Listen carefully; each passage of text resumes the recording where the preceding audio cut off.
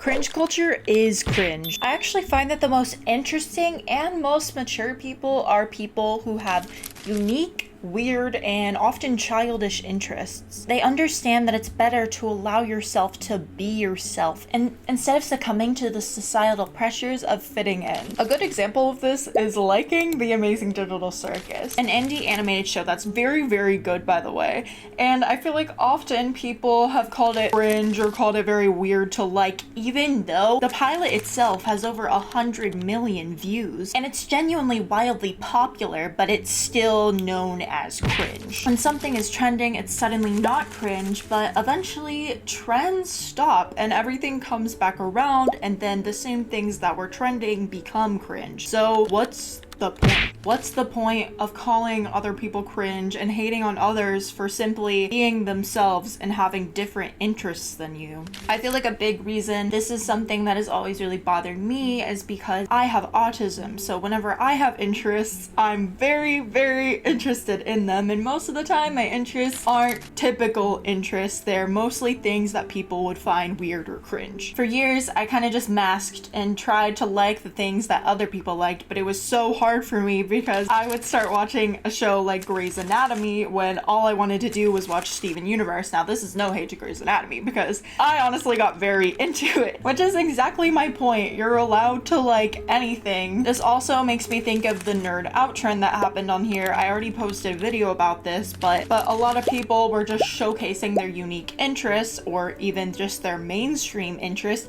and it was just a breeding ground for hate. If you genuinely like basic things that are trending, that's totally fine, but that doesn't give you an excuse to go hate on someone who genuinely also likes something that you would never like. Personally, I think to be cringe is to be free, and I know that's a silly quote, but genuinely, I feel like it's so true, especially in our society today. I feel like it's very hard to find people who are unique and are being authentically themselves because society pressures us to be like everyone else. Having unique interests is cool. I mean, I love kids cartoons, I like anime, I cosplay. Yeah, cringe culture sucks.